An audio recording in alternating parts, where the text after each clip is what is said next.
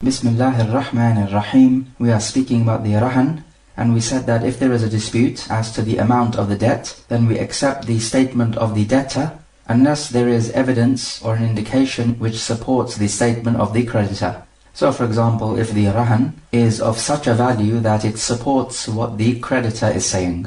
Otherwise, the debtor takes an oath that he is telling the truth and we accept his statement. What if there is a dispute and the creditor says that he has returned the rahn to the debtor, and the debtor says no, he has not returned the rahn?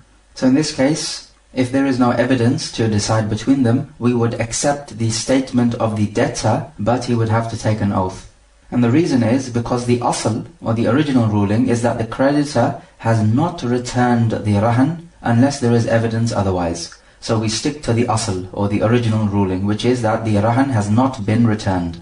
And at this point you have to notice a difference. Let's say, for example, if a person deposits a certain wealth of his with his friend, and his friend accepts this and keeps it in his household for safekeeping, then they enter into a dispute. His friend says that he returned the wealth back to the one who gave it to him, and the other person says no, he did not return it.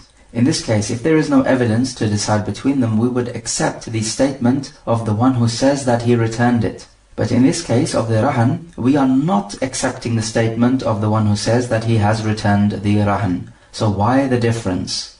And the answer to this question is a qa'idah, or a general maxim of fiqh, which is to say that if somebody takes the wealth of another person for his own benefit, and then he claims that he has returned it, then his statement will not be accepted in a dispute unless he provides evidence. But as for the person who takes another one's wealth, not for his benefit, and then he claims that he has returned it, then his statement is to be accepted if there is a dispute and there is no evidence to decide between them.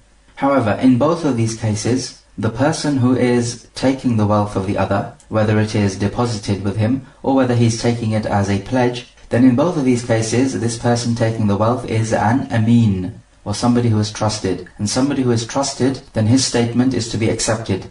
So for example, if the person who took the pledge says that the pledge was destroyed naturally by a natural calamity, then his statement would have to be accepted unless we have evidence otherwise. And this is because the debtor gave this pledge to the creditor through his permission. And if he gave it through his permission, then this makes the creditor an ameen, or somebody who is entrusted, and hence his statement is going to be accepted if there is no evidence otherwise. But except in the case of when he claims that he has returned this item because he took this item for his own benefit. This was to secure his own debt. So anyone who takes another person's wealth for his own benefit and then he claims that he has returned it, then the asl is he has not returned it, and he needs to provide evidence that he has returned the rahn. What about this situation? The debtor gives a pledge to the creditor, he gives him some juice. And then after a while, the creditor says that this juice is actually khamr. And of course you know that you're not allowed to sell khamr. So the creditor says that I want to annul the trade, because I'm not going to sell my item except with a rahn.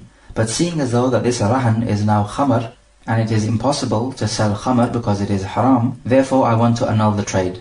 But the debtor says, no, when I gave it to you it was normal juice, but it became khamr in your presence. Therefore the rahn is correct.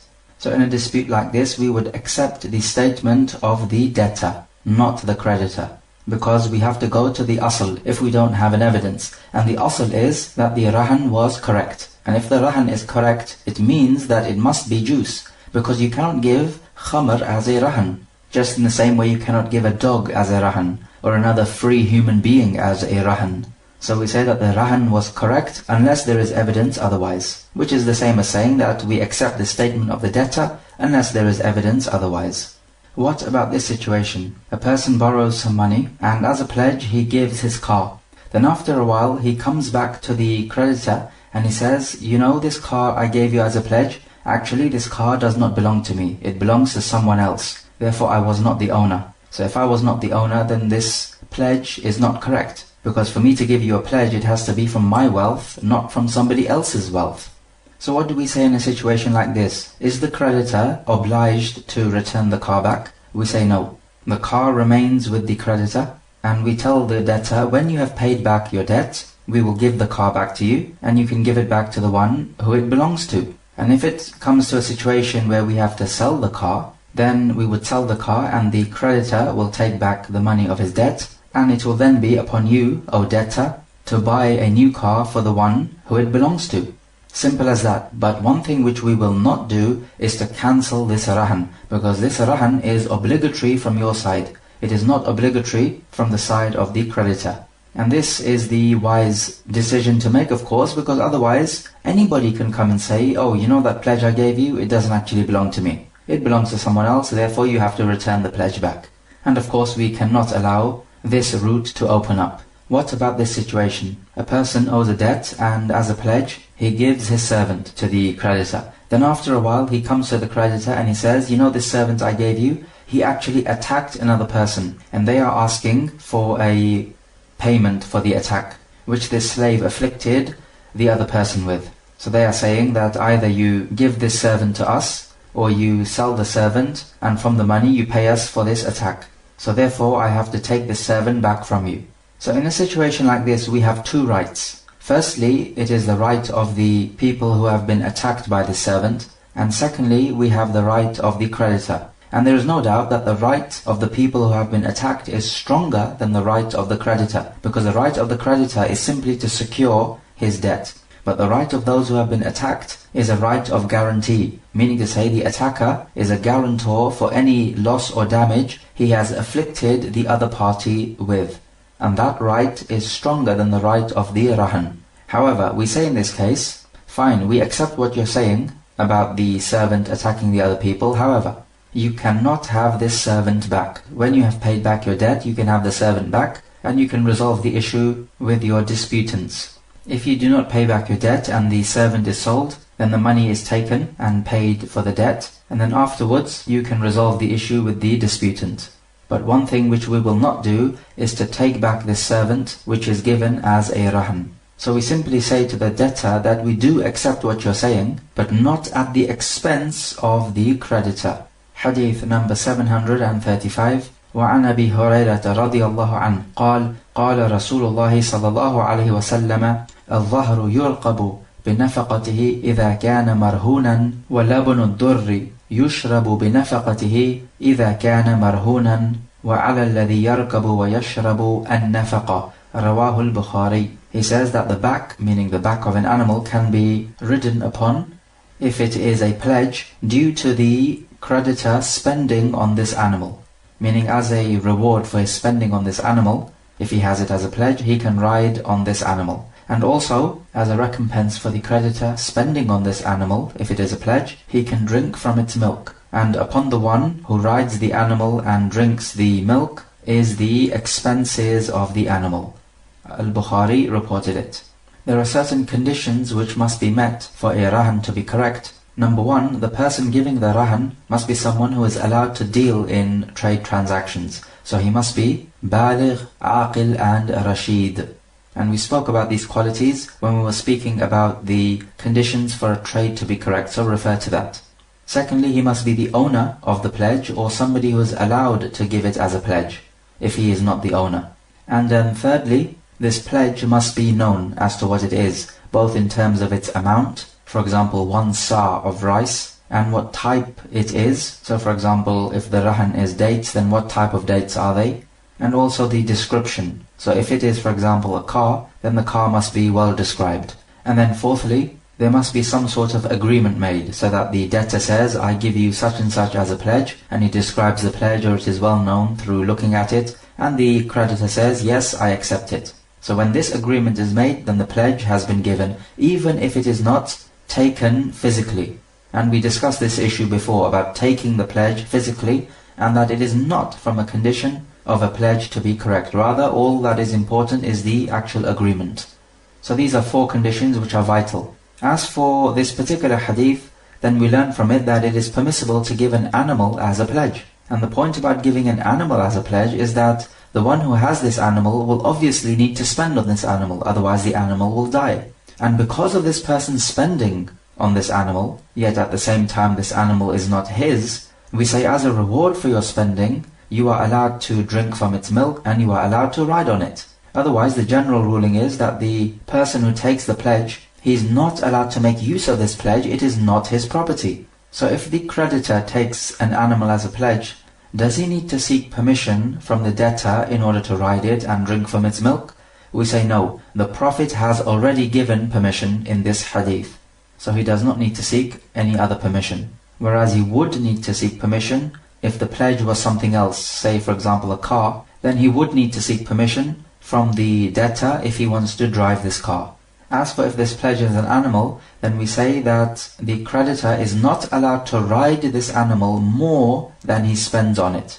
Because if he rides on this animal more than he spends on it, then he does not have the right to do this. He only has the right to ride this animal or to drink from its milk to the extent which he spends on this animal. So if he was to drink the milk of this animal or ride on it more than he spent on this animal, then this will come out from the debt which is owed to him. So let's say he drinks 50 pounds more milk than he spends on this animal. So this 50 pounds is deducted from the money which is owed to him, because he took this 50 pounds worth without due right. As for if he spends on this animal, let's say 100 pounds worth, and he rides and drinks the milk 100 pounds worth, then this is fair enough, and he has the right to do this, and his debt is not decreased, meaning the money owed to him is not decreased. What if he spends on this animal, and he does not ride on this animal, nor drinks from the milk? We say in this case, the amount of money which you have spent on this animal, you are entitled to be reimbursed by the debtor. Because of course you're not obligated to spend on this animal. The owner of the animal is obligated. But if you spend on this animal, otherwise the animal is going to die, then you can take back this money from the debtor, the person who gave you this animal as a pledge. However, if the pledge is a house or an apartment, and the creditor wants to put it up for rent, then as long as this is not going to damage the debtor, then the debtor has to allow this. And what we say is that when the rent money comes in, then this could be part of the debt which is owed to the creditor. So this is an advantage. And the other good point about this is that the house will not just be left there standing useless. We would actually be making use of it. What about if the pledge is other than an animal, and the creditor who takes the pledge spends on this pledge without seeking the permission of the debtor, the one who gave the pledge? We say in this case he does not have the right to be reimbursed by the debtor, because he should not have been spending on this pledge in the first place. As for if he absolutely had to spend on this pledge, because it was a case of necessity, for example the car is damaged, or the house is damaged due to a natural calamity, or something which was outside the control of the creditor, and so in this case if he spends on this pledge out of necessity, and he was not able to correspond with the debtor and seek his permission, then we say in this case he is allowed to be reimbursed by the debtor, and this would be obligatory upon the debtor. But if we have a case where it is possible for the creditor to seek the permission of the debtor, then he must do so. And nowadays it is easy to seek permission because you can easily give him a phone call or via electronic mail. And so you can get hold of anyone who is anywhere in the world. So we say nowadays there would be no excuse for not seeking permission. Or at least certainly most of the time anyway. What about this situation? An animal is given as a pledge to the creditor, and after a while the creditor thinks that this animal is going to turn ill and he's going to die. So instead of this animal simply being wasted through his death, why don't I just sacrifice him and preserve the meat for its owner, so I can give it back to him? So instead of the animal being as a pledge, I will have the meat of this animal being as a pledge after I sacrifice it. So he sacrifices it, and the owner of the animal finds out, who is the debtor of course, and he says, no, this animal was in good health, why did you sacrifice it? And the creditor says, no, this animal was in fact in poor health. So whose statement do we accept in a dispute like this? We say that the creditor who took this pledge is an ameen, meaning to say he is entrusted, and we accept his statement, unless we have evidence otherwise. And we accept his statement through him taking an oath. So the general rule is that anyone who is an ameen, somebody who is trusted, then his statement is to be accepted. And you are an ameen when somebody gives you his wealth through his own goodwill and permission. Then you become an ameen. What about if an animal has been given as a pledge which is not milked nor ridden upon? Then we say that spending on this animal obviously is wajib, otherwise the animal will die. So in this case, even if the creditor does not seek permission from the debtor to spend on this animal, we say he is allowed to be reimbursed by the debtor. And this is the opinion of Ibn al-Qayyim rahimahullah, and he uses as his evidence the ayah, هَلْ جَزَاءُ الْإِحْسَانِ إِلَّا الْإِحْسَانِ. What is the reward of doing good except that good should be done in return? So this person who spent on this animal did good, because otherwise the animal would die. So what's his reward? It is that good should be done to him, meaning to say he should be reimbursed. If the pledge is a car, then do we say that the creditor is allowed to drive the car as long as he is spending for the petrol and the engine oil and for the maintenance of the car? We say no, because driving the car in and of itself is not necessary, as opposed to spending on the animal, because the animal will die if you do not feed it. Hadith 736. وعن أبي هريرة رضي الله عنه قال قال رسول الله صلى الله عليه وسلم لا يغلق الرهن من صاحبه الذي رهنه له غنمه وعليه غرمه. رواه الدارقطني والحاكم ورجاله ثقات إلا أن المحفوظ عند أبي داود وغيره إرساله. From Abu Hurairah, the Prophet is reported to have said that the rahn is not completely closed off from the owner who gave it as a rahn or a pledge. The owner will have any proceeds of the rahn or any benefits of the rahn, and upon him will be any loss or damage incurred on the rahn or the pledge.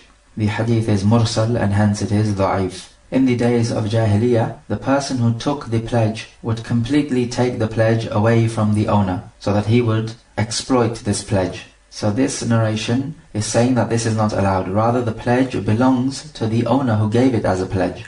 So the owner will enjoy the benefits and he will incur the loss. Just as the narration which we discussed, al-kharaju bil-daman, that the benefits of an object come with the guarantee of the loss. So if you're going to incur the loss, you will also have to enjoy the benefits, so that the scales are balanced. So this hadith can be understood in two ways. Firstly, that it is impermissible for the creditor to make use of any profit or benefits of this pledge, because all the profits and benefits must go to the owner of the pledge, just like all the loss will go to the owner of the pledge. And secondly, the way to understand it is that it is impermissible for the creditor to cease possession of this pledge when the due date for repaying the debt comes, and the debtor is unable to pay the debt.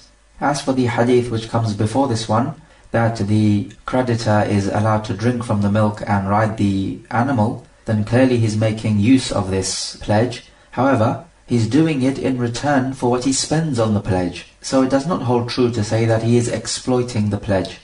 Yes, it's true, if he was milking the animal and riding on its back without spending on it, then this would definitely be exploiting the pledge and hence would be impermissible.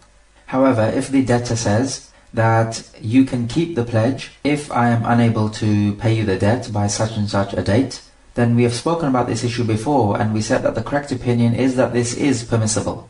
And we also discussed the objection where people would say that the value of this pledge would either increase or decrease by the time that the due date comes. And we discussed this issue before. So based upon this hadith, if the pledge is a sheep, and this sheep gives birth to its young, who does the offspring belong to? We say it belongs to the owner of the sheep, meaning the person who gave it as a pledge. Or for example, if a pledge is a servant, and this servant attacks somebody, then who is responsible for paying the blood money? It is the owner of the servant, meaning the one who gave it as a pledge. So both the benefits and the losses are borne by the owner of the pledge, meaning the one who gave it as a pledge, or the debtor.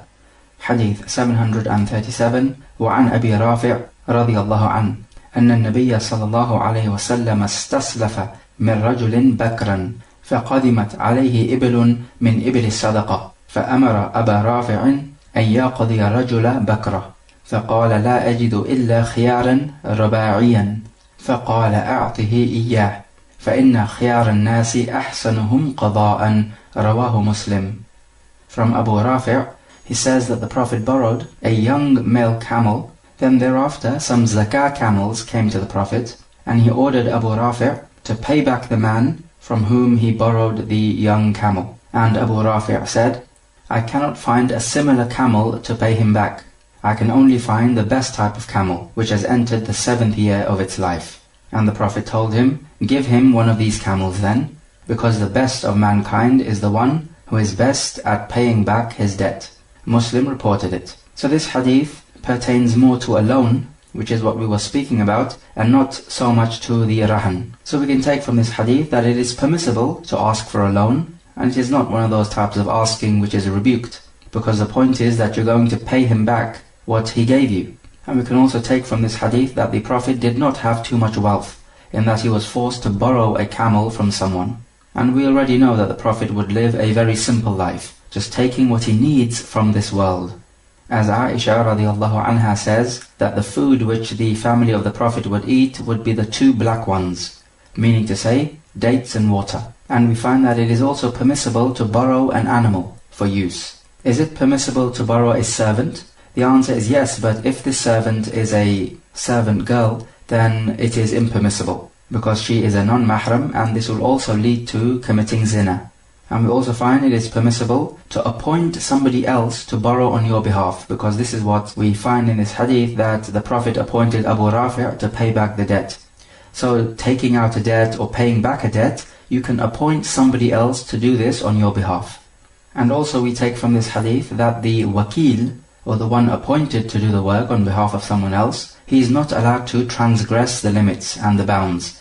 And this is because Abu Rafi' asked the Prophet that, I do not find a similar camel to pay back. Rather, I find the camels are of a better quality than the one which you borrowed.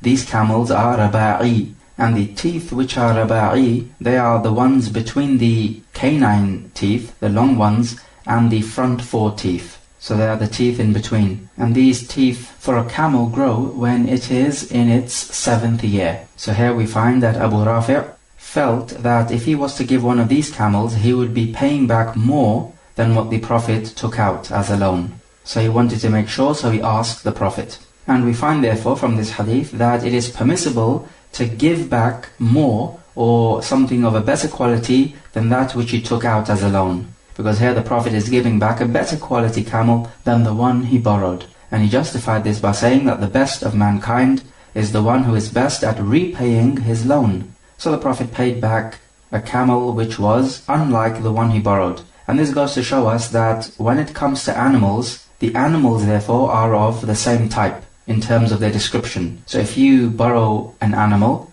you pay back a similar animal. So it goes to show that animals are consistent when it comes to their description. So why is this a useful fact? It's a useful fact because remember in the Bay'u Salam we said that one of the conditions for a salam to be correct is that the item which you are paying in advance for must be such an item which is consistent in its description. For example, when it comes to items made in a factory, all the items are made in the same factory, so they are consistently the same in terms of their description. And so with the animals, it is the same thing. They are the same with their description. Hence we say that Bay'u Salam is permissible with animals. The bottom line is, if the description is constant, then the salam is permissible. If the description is not constant, then the salam is impermissible. Also we take from this hadith that sometimes it pays to be generous when you pay back the loan. So even if you have to pay back something which is better than what you took out, then Allah Jalla wa Ala loves the person who is gentle and easygoing when it comes to these affairs of business transactions and paying back loans. And the Prophet ﷺ said, رَحِمَ اللَّهُ مُرْتَهِن سَمْحًا إِذَا بَاعَ سَمْحًا إِذَا ابْتَاعَ سَمْحًا إِذَا قَضَى وَسَمْحًا إِذَا اقْتَضَى. May Allah have mercy on the one who is easygoing when it comes to selling, easygoing when it comes to buying, easygoing when it comes to paying back a debt, and easygoing when it comes to demanding the debt to be paid back. So the easygoing person in these business affairs is somebody upon whom the mercy of Allah is descended. And so we can take from this hadith that people are of differing levels when it comes to their character. Because the Prophet says here that the best of mankind is the one who is best in his repayment. So clearly this shows that all the people are not on the same level when it comes to their virtue and their character. Some are more virtuous than others. So it is our duty to be the best of mankind. Notice here that the Prophet paid back this camel from the camels of the zakah. But clearly we know that the Prophet is not allowed to take from the wealth of the zakah. It is not halal for him nor his family, who are the Banu Hashim. And we spoke about this issue in the Kitab al-Zakah. So in response then, we say that the Prophet did not take the camel from the camels of the sadaqah. Rather, he borrowed it from the camels of the sadaqah, just in order to pay back his debt. But then it would be upon the Prophet to put back a camel into the treasury, meaning back from where he took the camel from. Because the Prophet is not allowed to take from the camels of the zakah, as the wealth of the zakah is the impurity of the people, and it is not befitting for the family of Muhammad alayhi salatu wasalam. Hadith 738. وعن علي رضي الله عنه قال قال رسول الله صلى الله عليه وسلم كل قرض جر منفعة فهو الربا. رواه الحارث بن أبي أسامة وإسناده ساقط، وله شاهد ضعيف عن فضالة بن عبيد رضي الله عنه عند البيهقي، وآخر موقوف عن عبد الله بن السلام رضي الله عنه عند البخاري. From Ali ibn Abi Talib, the Prophet is reported to have said, every loan which leads to a benefit is a riba. The hadith is da'if. So this hadith is talking about the riba al-qard, the riba from a loan. And it means that every loan in which a benefit is stipulated for the one who is lending out the money, then this is a riba. Let us not forget about what a loan is. The Islamic version of a loan is completely different to the kafir version of a loan. The Islamic version of a loan is a charitable act. It is an act of kindness to remove somebody from difficulty and distress. As for the kafir version of a loan, it is to exploit somebody. Somebody needs money, so you give him money only for him to pay you back more. So it is a means by which the rich exploit the poor. Because the poor people can only borrow from the rich, because the rich people have the money. They would not be rich otherwise. And so the rich, instead of helping the poor out and being charitable and kind to them, they exploit the poor. And this is why you find nowadays the rich becoming richer and the poor becoming poorer. And the vast majority of the wealth of this world is in the hands of a select few. So if a loan is an act of kindness, then you're not allowed to stipulate a benefit. And so any benefit which comes your way is an increase which you are not entitled to. Hence it is riba. Remember, riba means an increase or a ziyada. Even though this hadith is weak, it does have some other supporting evidences. For example, in Al-Bukhari, Abdullah ibn Salam said, if somebody owes you something and he decides to give you as a gift some barley or some straw, then do not take it because it is a riba. And the reason is because you are taking something extra over and above the money which he owes you. So this would be riba. One might say, but in the previous hadith, the Prophet gave back something better than what he took out. We say, yes, this is true. However, this repayment of a better camel was not stipulated at the time of contracting the loan. And this is the vital difference. What this hadith is talking about is that if you stipulate that you will have some kind of benefit in giving out this loan, then this is haram. So for example, a person says, I will give you £5,000 as a loan, on the condition, however, that you should do a particular job for me. Maybe clean my house. So the point is now that this person will not be cleaning your house normally. He is only cleaning your house because of the loan which he is receiving. Hence, you giving out this loan are enjoying an extra benefit, which is that he is cleaning your house. Hence this is riba, because it's an increase which you are not entitled to. Or for example, you say, I'll lend you £5,000 on the condition, however, that you should buy my computer for £500. So the point with this is that you are gaining this benefit by selling your computer. And if it was not for the loan, he would not be buying your computer. So this is a loan which is bringing you a benefit. Hence it is a riba. And so this is why the Prophet forbade, as we saw in the hadith earlier on, a sales contract with a loan. Because this is a type of loan which brings about a benefit. And in this case, a benefit of a sale. Or for example, if you say, I'll lend you £1,000 on the condition that I should be able to stay in your house for 1 month. Clearly this loan is bringing about a benefit. Hence it is riba. However, if you lend somebody some money and it is customary between you that he normally gives you a gift, let's say for example, if he comes back from a journey, he will always bring you a present. So in a case like this, if you were to lend him money and he comes back from a journey and he pays you back the money, but he also gives you back this gift, which he normally does anyway, then we say this is not a riba, because it's got nothing to do with the actual loan. If you lend somebody some pound sterlings on the condition that he will pay you back in dollars, then this is not a loan anymore, rather this is a sarf, which is when you exchange currency for other currency. And hence it is haram, because if you're going to exchange currency for currency, it must be done on the spot, not on delayed payment. But the whole point about a loan is that you pay back later. However, if the person borrows pounds from you, and when the due date comes to pay back, he pays you back in dollars without you agreeing to this, then in this case it is permissible as long as he pays you back at the appropriate exchange rate. Because now in this case you did not stipulate that he should pay you back in dollars. Otherwise the asl is, if he borrows pound sterlings from you, then he must pay you back in pound sterlings of an equal amount. And it makes no difference as to what the inflation rate is, the quantity must be the same. If you have put money in a bank account, then we say the bank which takes the money is a guarantor, and any damage to this money will be borne by the bank. If the bank gives you interest, as many banks do, then it is upon you to stipulate that the bank does not pay you any interest. If it still pays you interest, then you must get rid of this money and you're not allowed to make use of it. So you would have to pay this money off towards good causes and not be expecting any reward, because Allah Jalla wa Ala does not accept interest money being spent on good causes. Allah is good and He only accepts that which is good.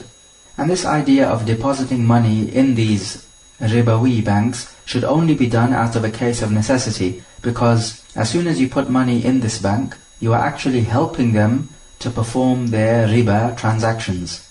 And you're not allowed to help people in sin and transgression. So banks which give out loan on interest are obviously doing that which is haram. As for the halal banks, then they do not give out loans on interest, rather they will take your money and they will trade with it and earn a profit thereby. This is of course halal, and it is completely different to giving out a loan on interest. And generally when it comes to these money for more money schemes, then you need to be wary of these, because it is likely that these schemes will essentially be a loan on which a benefit is stipulated. So this is what money for more money is, a loan which brings about a benefit. So be wary of schemes like these, and know that there is a clear difference between riba and trade, and also lending money. It is not the same as trade. Next, Al-Hafidh says, Babu Taflis wal Hajar. So this is a chapter of Taflis and Hajar. First of all, At-Taflis in the language, and it is when a person moves from a state of financial security to financial insecurity. And in the technical terminology of the fuqaha, it is a person whose debts are more than the wealth which he has. As for Hajar, then in the language of the Arab it means to prevent something. As Allah Jalla wa Ala says in Surah Al-Fajr, هَلْ فِي ذَلِكَ قَسَمٌ لِذِي حِجْرٍ. There indeed is in them sufficient oaths for a people of hijr. It means intellect, because it is your intellect which prevents you from doing the haram actions. So we find that the people of intellect are the ones who prevent themselves and restrict and curtail their own freedoms, because they know that this is better for them. As for those who do not use their intellects, who are the kuffar, then they bang on about freedom all the time. This is because they just simply want to follow their lusts and their desires. So these are not people of a sound intellect. Similarly, how Allah Jalla wa Ala says in the Quran, إِنَّ فِي ذَلِكَ لَآيَاتٍ لِأُولِي النُّهَى. Verily in these there are signs for a people of nuha. Comes from the verb naha, which means to prohibit. So the people of prohibition, meaning to say the people of sound intellect, because your intellect prohibits you from doing that which is wrong. So it curtails your freedom. So the truly intelligent people are those who restrict themselves and their freedoms. And the foolish people are simply those who follow their desires and their lusts. And this is exactly what we see from the kuffar. And this is one of the reasons why they deny the existence of Allah Jalla wa Ala. It is because they want to follow their desires. They love this world too much. But this just goes to show that they are not people of a sound intellect. Because the one of a sound intellect in fact curtails his freedom in accordance with how Allah Jalla wa Ala dictates. Because Allah knows what is best for mankind, as the creator of something knows best about his creation. As for al-hajar in the technical terminology, it is to prevent a person from dealing with his finances, either for his own good or for the benefit of someone else. And this idea of hajar is from the justice of al-Islam and the Sharia, because if a person becomes bankrupt and he has more debts upon him than the amount of money which he has, then he is likely to use his money in a way which will harm the creditor to whom he owes the money. If he has many creditors, it may well be that the more powerful creditors are able to take back their money, and the less powerful creditors are not able to take back their money. So this would be an injustice to them. Or it could be that this person, the debtor who is in debt, might try to hide the creditor's wealth, or might try to find loopholes for not paying the debt off. The point is that the creditors can be harmed. So because of this, the Sharia has stipulated that under certain conditions, this person who has more debt owing than he has money must be prevented from dealing with his finances. And this hajar will benefit either his creditors, or it could be for his own benefit, as we shall discuss later on. So it becomes known to us then that hajar could be done either for the benefit of his creditors or for his own benefit. So these are two types. Let's talk about the first type, hajar for the sake of the creditors. When it comes to this category, we can divide it down further into three types of people who are bankrupt. Type number one, this is the person who does not have any money to pay back his creditors with. In a case like this, we say, it is not permissible for the creditors to demand their money back from him, and neither is it permissible for the Khalifa to imprison him. And the only thing for it is to give him more time until he earns enough money to pay back. And this is due to the statement of Allah Jalla wa Ala, وَإِن كَانَ ذُو عُسْرَةٍ فَنَظِرَةٌ إِلَى مَيْسَرَةٍ. And if he is in straitened circumstances, then you must give him respite until a time in which it is easy for him to pay. Likewise, the statement of Allah, لَا يُكَلِّفُ اللَّهُ نَفْسًا إِلَّا مَا آتَاهَا. That Allah does not burden a soul except what Allah has given this soul. And so we find that Al-Islam inculcates ar-rahmah, or mercy, between the people, that you're not allowed to burden anyone more than he can bear. The second category is the person whose debts are equal to the amount of money which he has, or that his amount of money is more than the debts which are pending upon him. So if a person owes £100 and in his possession he has £100, so this is the type of person who comes under this category. Or a person who owes £100 and in his bank he has £150. In a case like this, it is impermissible to perform the hajar on him. And what is done in this case is that he is ordered to pay back his debt. But we are not allowed to seize control of his finances. If the creditor demands his debt back, and this person in this category refuses to pay back the debt, then if the creditor so desires, then he can have the Khalifa imprison this debtor. This should be enough to have him pay back his debts. But let's suppose that he is extremely foolish and he still does not pay back the debt. Then in a case like this, the Khalifa can sell this man's wealth, or with the wealth which he already has, he can pay back the debt to the creditor. Because the right belongs to the creditor and his right must be given to him. Some scholars say that in a case like this, the debtor must be beaten as a ta'zir. They say he must be beaten every day until he pays back the debt. And some scholars say that he should not be imprisoned, neither should he be beaten, but in a case like this, the Khalifa will take this man's wealth and pay back the debt, forcefully of course. They say because if you imprison him, then it could be that he is imprisoned for such a long time, refusing to pay back the debt, and the creditor will not receive his money. And this will be a case of then you harming this person, the debtor, without any benefit. So they say that the easiest thing for it then is that the Khalifa simply takes control of the debtor's money and he pays back the debt forcefully, even if the debtor dislikes it. But we can simply say that ultimately the decision is with the Khalifa. If the debt which is owing to the creditor is to be paid back in, let's say, 6 months, the creditor is not allowed to demand his debt back before the 6 months elapse. Because if he was to do so, then he would be violating the condition which he made with the debtor. And the Prophet said that the Muslims are upon their conditions, meaning they must abide by their conditions. So if the creditor learns that his debtor has become bankrupt, he is not allowed to demand that his debt be paid back before the agreed due date. as this would be a violation of the conditions of the contract. Then we move to the third category. This is the one who has money, but the amount of money which he has is less than the amount of debt which he owes. For example, he has £1,000 and the debt which he has to pay back to his creditor or creditors is £2,000. And al-hajr applies to this category. So this is the type of person whose financial transactions must be restricted. And so what would happen is that if the creditors go to the Khalifa and they tell him that this person, our debtor, his wealth is lower than the debt which he owes, then it is therefore obligatory upon the Khalifa at the request of the creditors to perform al-hajr. And it is the Khalifa who performs the hajr. No one else is allowed to do so. And the Prophet said that a rich person who delays paying off his debt is performing dhulm or oppression.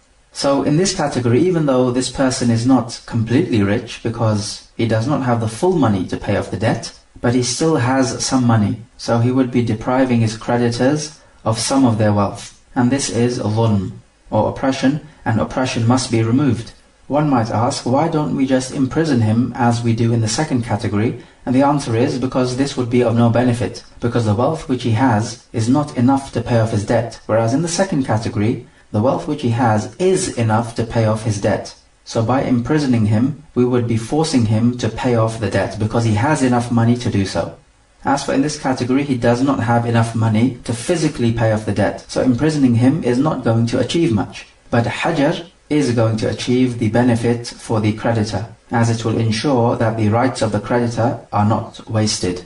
Because as we said before, this debtor could use this deficient wealth of his to harm the rights of the creditor. And the rights of the creditor are pertaining to the wealth which this debtor possesses. So when hajr is made to this person, what does that actually entail? Well, firstly, the Khalifa is going to announce to the people of the market that this person, such and such a person, is mahjur. So his financial transactions therefore now are restricted. So people will now know not to deal with him financially. Because if they were to deal with him, then this trade transaction would be batil. So its presence is like its absence. So for example, if this person who is mahjur or hajr is made on him, if he was going to sell a car, he is now no longer allowed to sell this car after hajr has been made on him. And likewise, this person is not allowed to buy things with his wealth.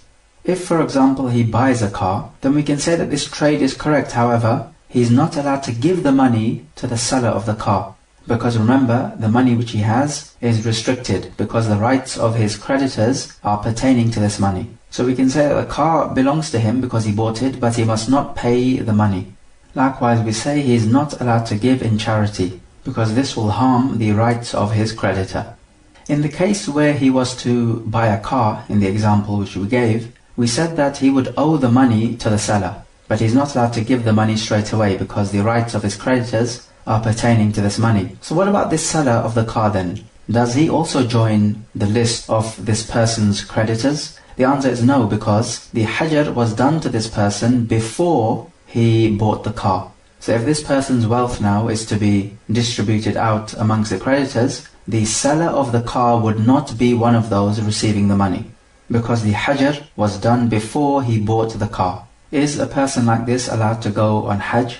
Well, hajj incurs expenses, and so we say you're not allowed to do this. But is the hajj not obligatory? We say in his case, it's not obligatory, because for hajj to be obligatory, you need to have enough money.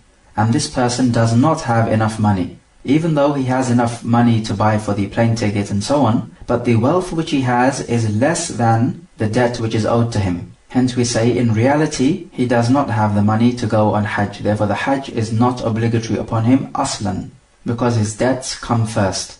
And for you to have enough money to go on hajj, firstly you must not have debt upon you. What about if he is offered to go on hajj for free? We say in this case, if your hajj is going to prevent you from earning money to pay off your debt, then it is not permissible for you to go on hajj. If it is not going to prevent you, then it is permissible. So we say in conclusion that if his wealth is less than the amount of debt which he has, and the creditors ask the Khalifa to perform hajr on him, just to safeguard their rights, then with these two conditions, al-hajr is performed on this type of person. so his financial transactions are restricted.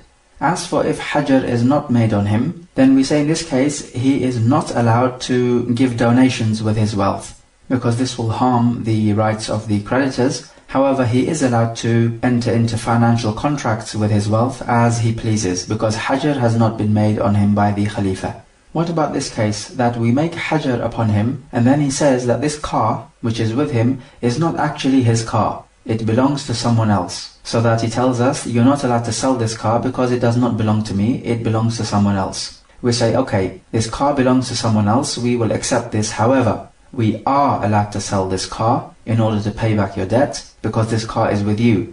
As for this car belonging to someone else, then that's fair enough. You owe him a car. So we will accept your statement in this respect, but we will not accept it by way of foregoing the rights of your creditors.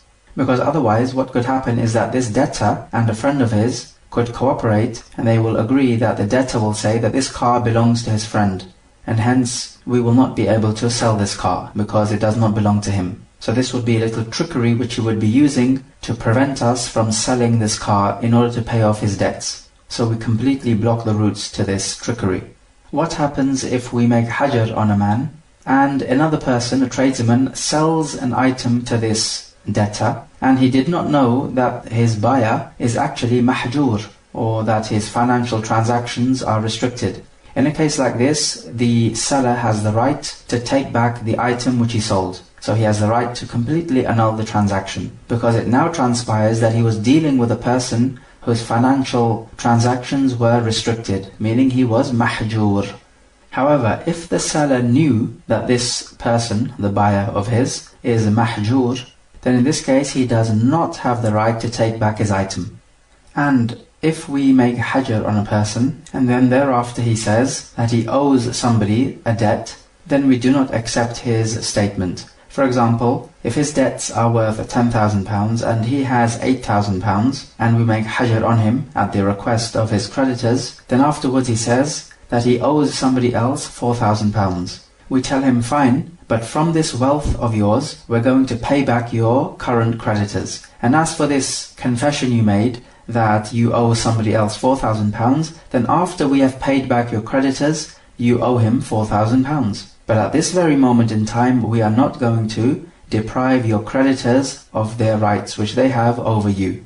Or for example, if we make hajar on a person, and then another person comes along and he says that this person whom you've made hajar upon, the mahjur, he owes me blood money because he attacked me and injured me and I want blood money from him. So this is a debt upon him. We say, okay, he owes you blood money, but at this very moment in time, you are not entitled to take anything from him, because the rights of his current creditors must be paid off first, and then your rights will be looked into. And this is the case if this person claims blood money after we make hajar on the debtor. So after the hajar, this person who claims that the debtor owes him blood money does not enter into the list of the current creditors of this debtor, because he made this claim after the hajar. So with this person who is mahjur, we announce to the people not to trade with him, because this trade will be invalid, except for those types of trades in which he owes people money to be paid at a later date, because this does not harm the current money which he has. What is not allowed is for him to give out some of his money, because this will directly harm his creditors. As for if he owes some money to be paid after a year, then this does not directly harm his current creditors. So this is the first thing which happens. And then secondly, the hakim or the khalifa or his deputy will sell this person's wealth or his goods, and with the money he will distribute it amongst the creditors. And the division will be made in due ratio and proportion. So if there is not enough money to give to the creditors, then it will be given as a proportion. So for example, one person owes his first creditor £10,000 and he owes the second creditor £5,000, then if we raise, let's say, £3,000 by selling the debtor's wealth, then the ratio is 2-to-1. So we would give the first creditor £2,000 and the second creditor £1,000, because this is the appropriate ratio.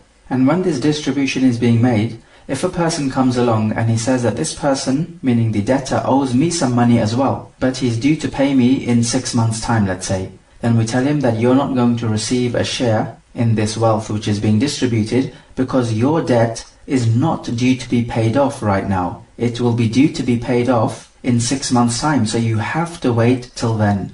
What about if he owes a debt to be paid in 6 months' time to somebody, and he dies before then? Do we say that the debt must be paid off now immediately when he dies, or do we say that the creditor will have to wait until 6 months elapse, because that was the original agreement?